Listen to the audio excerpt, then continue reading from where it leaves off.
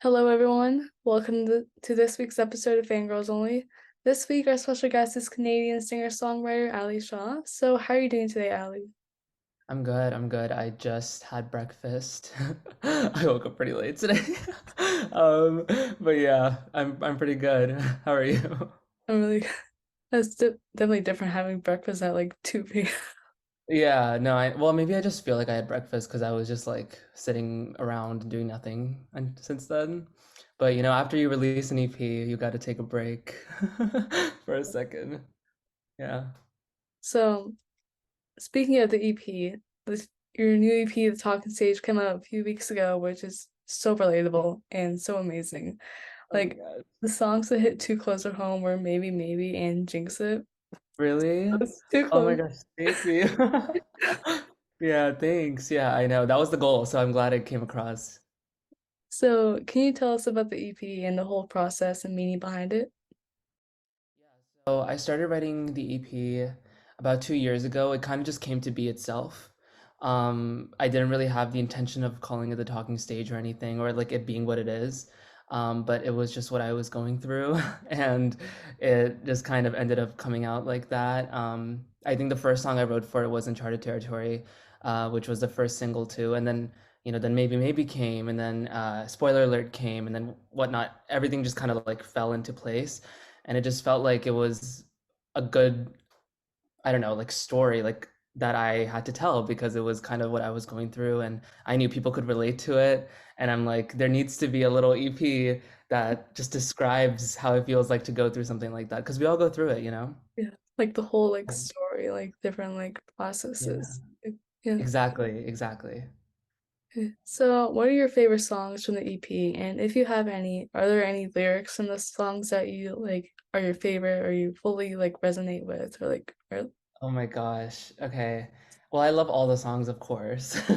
Of course, I love all the songs. I think my favorite is maybe Spoiler Alert. I think it's a really good pop song. I'm just really proud of the work we did there.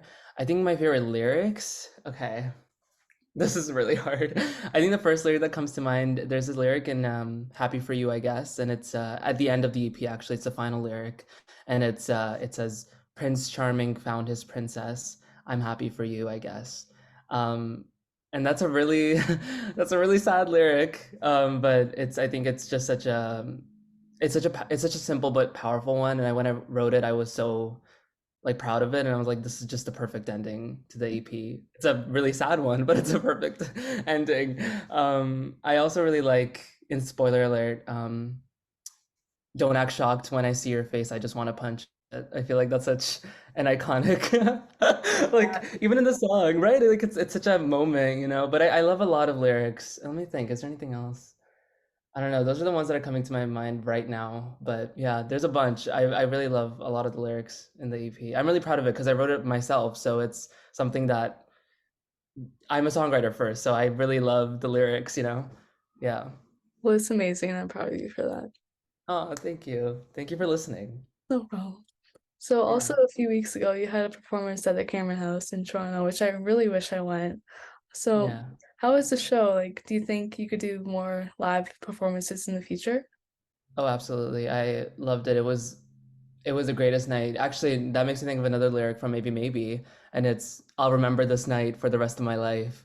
And it really that was really the I don't know, it was such a good culmination of everything. It felt like a celebration of just going through it for the last 2 years when it comes to this. And just like, I was never like a live performer to begin with. That wasn't my forte. I was always just like writing songs, making them in my room and putting them out. That was my thing. And to have my first headline show, and to have supporting acts and to have an audience, we sold out the Cameron House, which was really fun. And to have my merch, which I made, and it was just like such a spectacle for me, and I want to do something like that again, obviously in the future. I think for now, I'll definitely be doing smaller shows, like something that's like more like opening and like supporting other artists, because I just want to wait until I do my own show again. Like I want to wait a lengthy time for when I can, do something new and not just do the same performance. Yeah, sure. So Yeah. what do you think is your biggest life goal for you and for your career? Um, I think I've always said I've always said actually that I just want to be the pop star that my younger self could have looked up to. I've never there's not a lot of people who look like me and talk like me and act like me in the pop industry, in the pop music space, and I feel like I just fill a gap there, and I my stories I feel like are worth hearing, and a lot of people can relate to them. So I just want to be the one to write those stories and to like give it to the world and be like, here is your soundtrack for the season. And yeah, that's just what I wanted. I think that's my goal is to just do this for a living and just to just be here and continue doing what I'm doing right now on a bigger scale eventually. Okay, Yeah. so if you wouldn't be doing music as a career, what do you think you'd be doing right now? Ooh, okay. Well, I am minoring in English, so maybe something to do with like literature, maybe.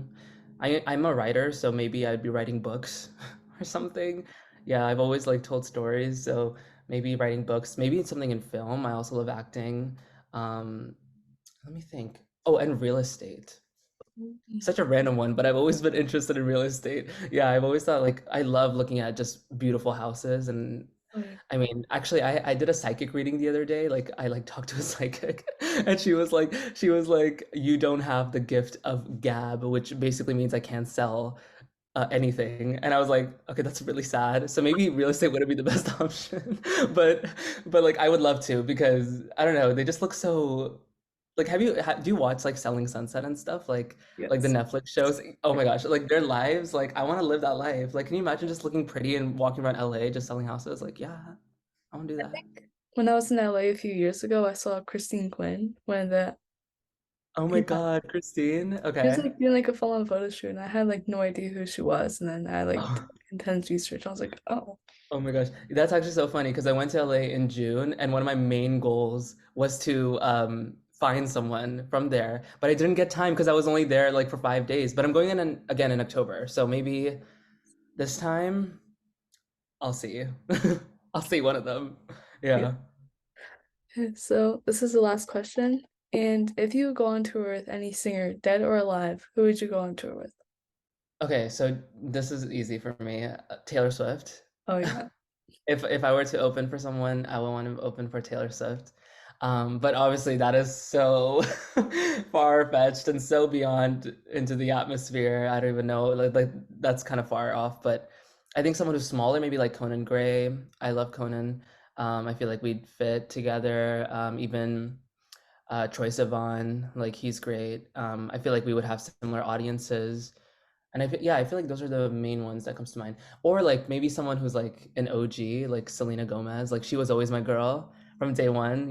I grew up, she taught me everything. So maybe her. But those are like the four names I feel like that come to mind. Also, we have pretty similar music. So yeah. So that was all the questions. So thank you so much for coming on. It was great having you. Thank you for having me. Thank you guys. Have a great rest of your day. Thank you. You too. All right. We'll see you later. Bye.